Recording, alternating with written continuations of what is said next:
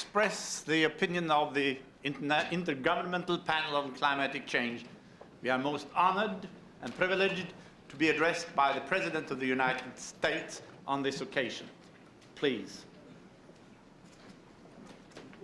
Well, thank you, sir. Thank you, Dr. Boleen, and thank you for all you're doing in leading this very important effort here.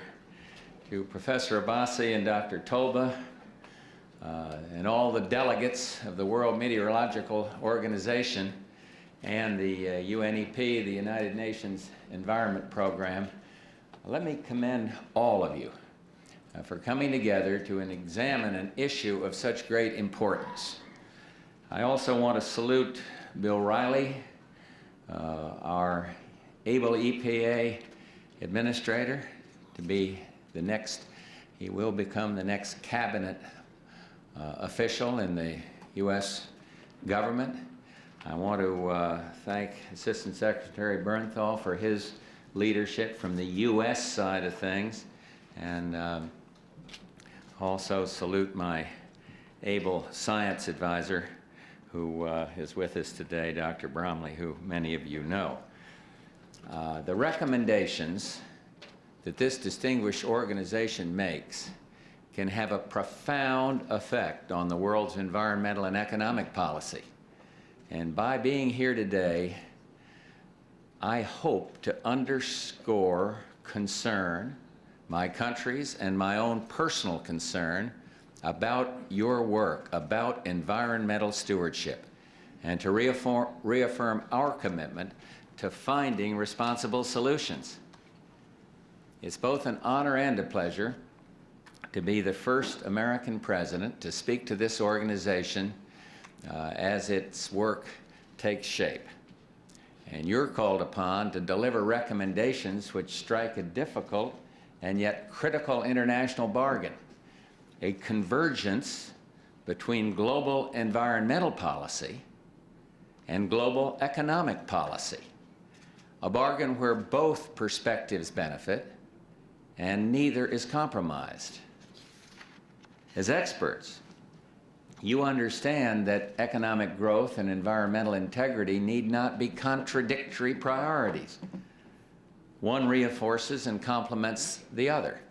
Each a partner, both are crucial. A sound environment is the basis for the continuity and quality of human life and enterprise. Clearly, strong economies allow nations to fulfill the obligations of environmental stewardship. And where there is economic strength, such protection is possible. But where there is poverty, the competition for resources gets much tougher. Stewardship suffers. For all of these reasons, I sincerely believe we must do everything in our power to promote global cooperation for environmental protection and economic growth, for intelligent management of our natural resources and efficient use of our industrial capacity, and for sustainable and environmentally sensitive development around the world. The United States is strongly committed to the IPCC process of international cooperation on global climate change.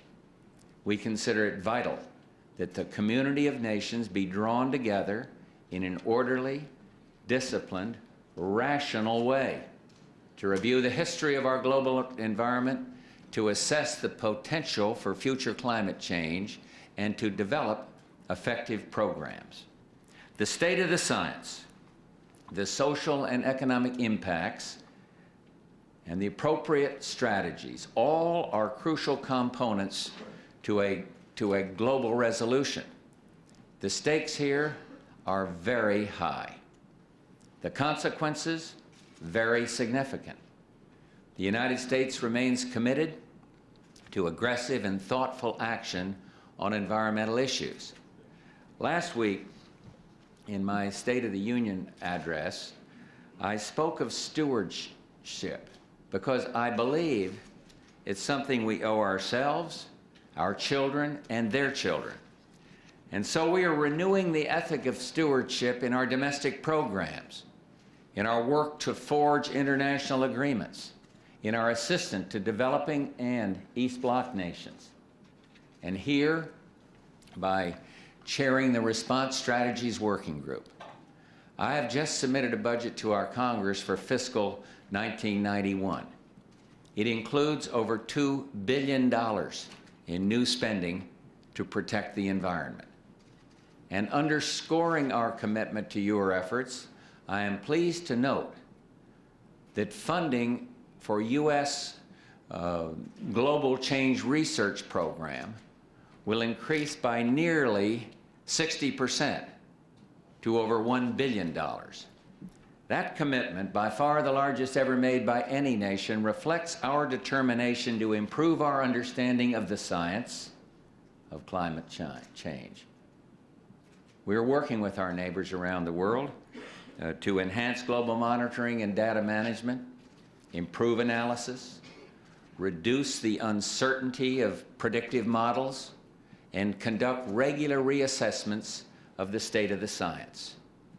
Our program allows NASA and her sister agencies and all our international partners to move forward with the mission to planet Earth that will initiate the U.S. Earth Observing System in cooperation with Europe and Japan to advance the state of knowledge about the planet we share.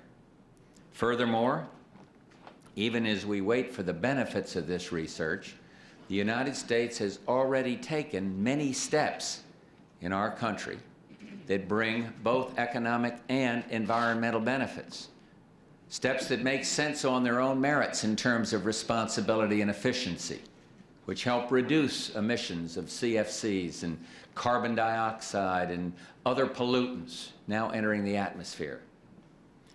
Let me outline them very briefly. We are pursuing new technology development that will increase the efficiency of our energy use and thus reduce total emissions. We're crafting a revised Clean Air Act with incentives for our private sector to find creative, market-driven solutions to enhance air quality. We've launched a major reforestation initiative to plant a billion trees a year on the private land across America. And we're working out a comprehensive review and revision of our national energy strategy with initiatives to increase energy efficiency and the use of renewable sources. These efforts, already underway, are the heart of a $336 million Department of Energy program and are expected to produce energy savings through the year 2000 of over $30 billion while achieving significant pollution reduction. Quite a return on investment.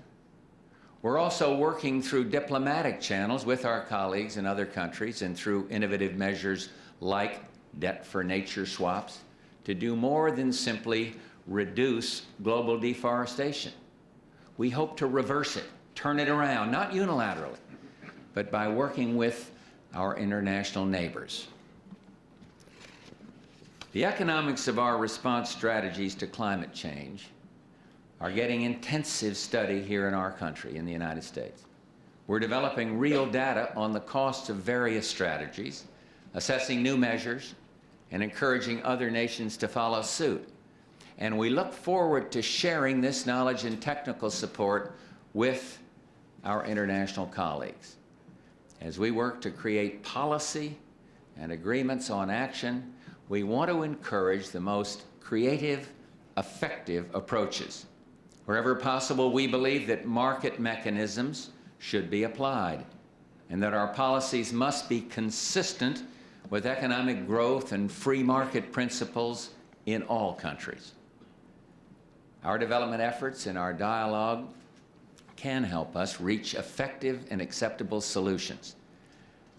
Last December at Malta, in my meeting with President Gorbachev, I proposed that the United States offer a venue for the first negotiating session for a framework convention once the IPCC completes its work.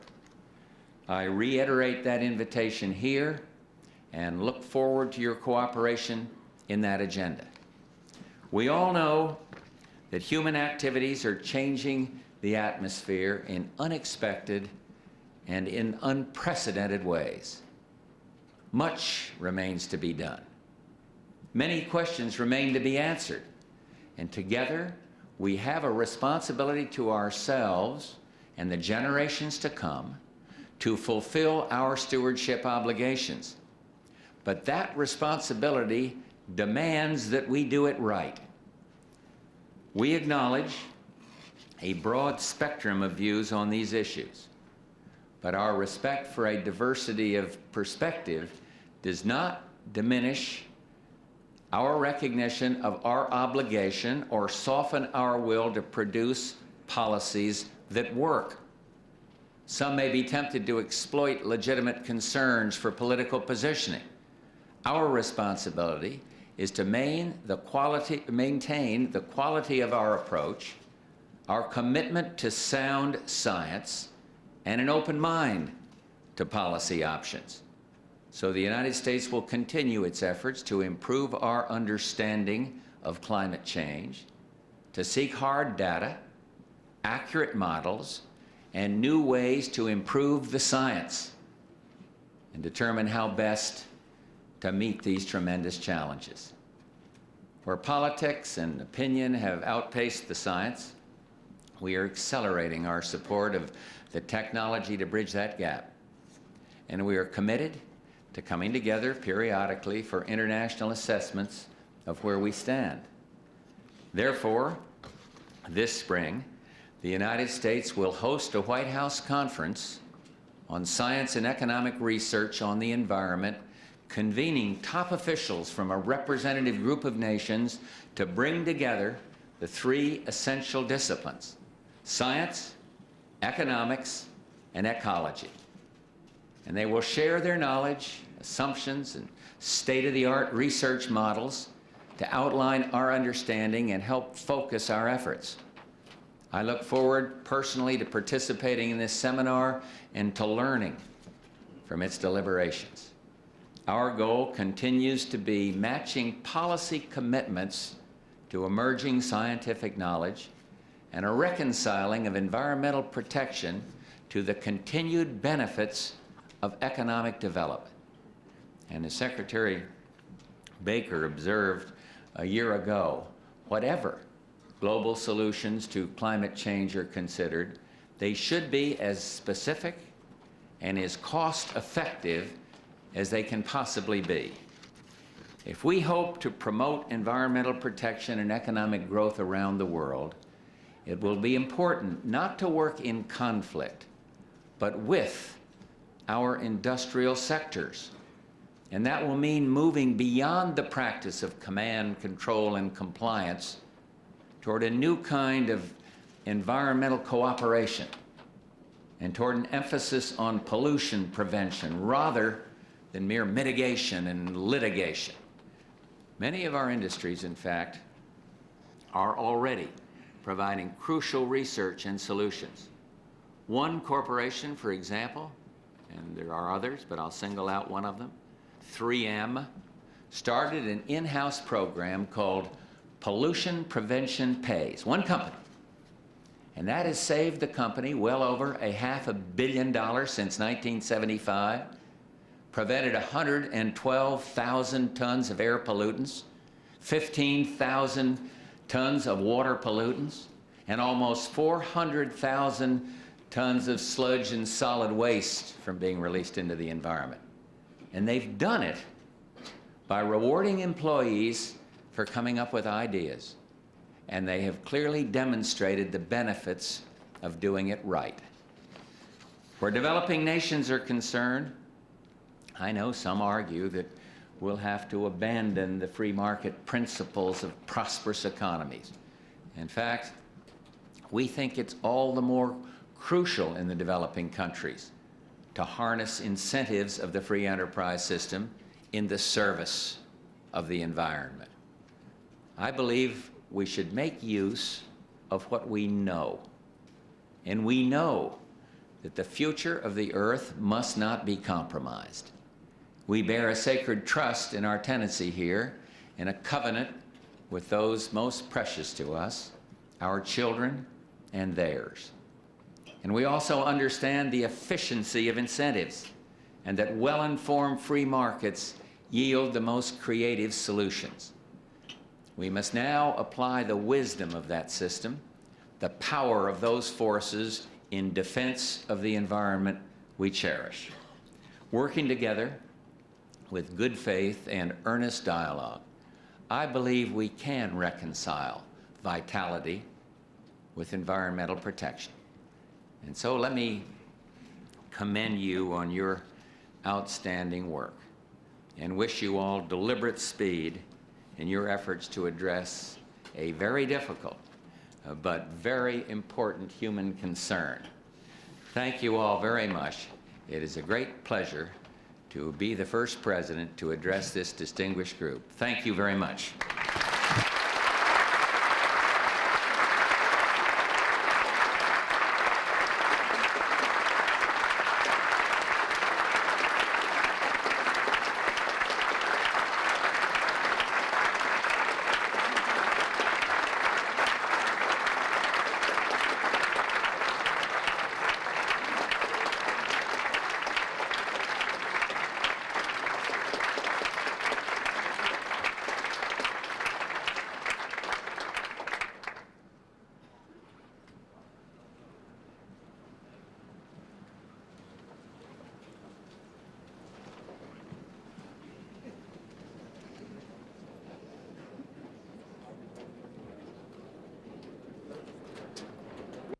Let me acknowledge here the excellent collaboration and cooperation between myself on the one hand and my good friend Dr. Gilbert, Professor Bartolini on the other.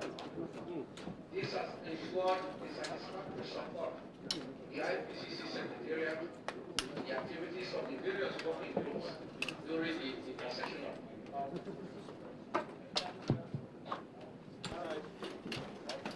Many major conferences have advanced the discussions further.